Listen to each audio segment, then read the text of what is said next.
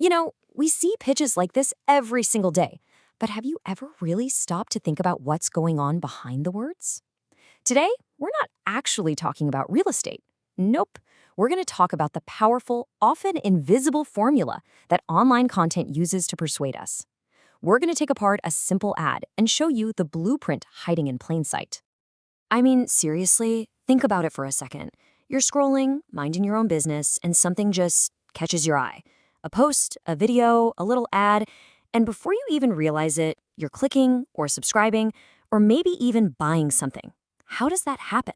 Well, I can tell you, it's not magic, it's a formula. So this is the ad we're going to tear apart today. And at first glance, it seems pretty straightforward, doesn't it?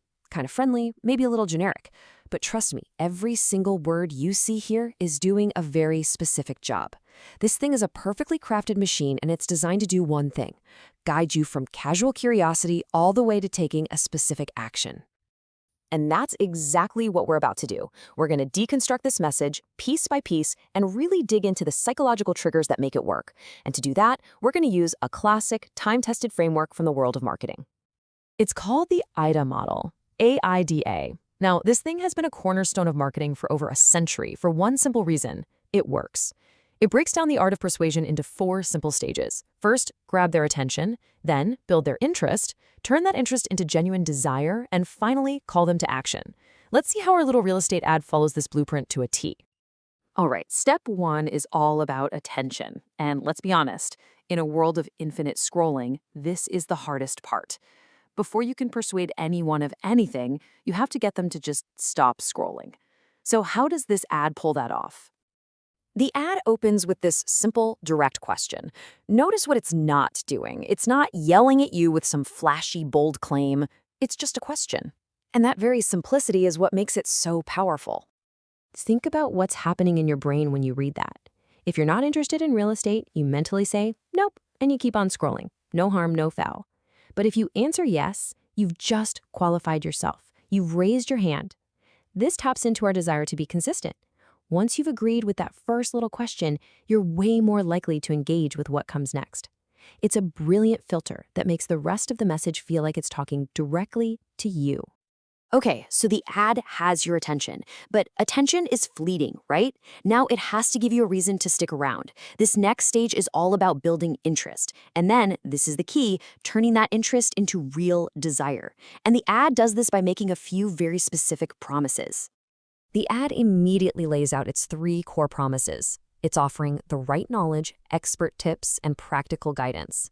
These are tangible things you will get. This builds your interest by outlining exactly what's on the table for you. But here's where it gets really clever. It doesn't just stop at listing the things they'll give you. It connects those promises to what you ultimately want. This is the magic leap from interest to desire. You don't just want tips. You want to feel confident. You want to make smart decisions. This phrase taps directly into a very powerful aspiration.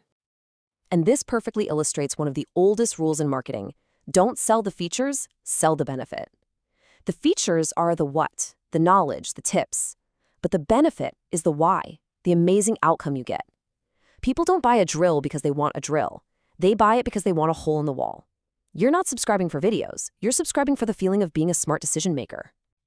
So they've grabbed your attention, they've built your interest, and fanned the flames of desire. You're leaning in. What now? Well, now they have to tell you exactly what to do next. This is the call to action, and it has to be absolutely crystal clear. Notice how direct these commands are. There's no if you feel like it or maybe consider. It's subscribe, watch, click. They're simple, action-oriented instructions that make the path from desire to action as short and frictionless as possible.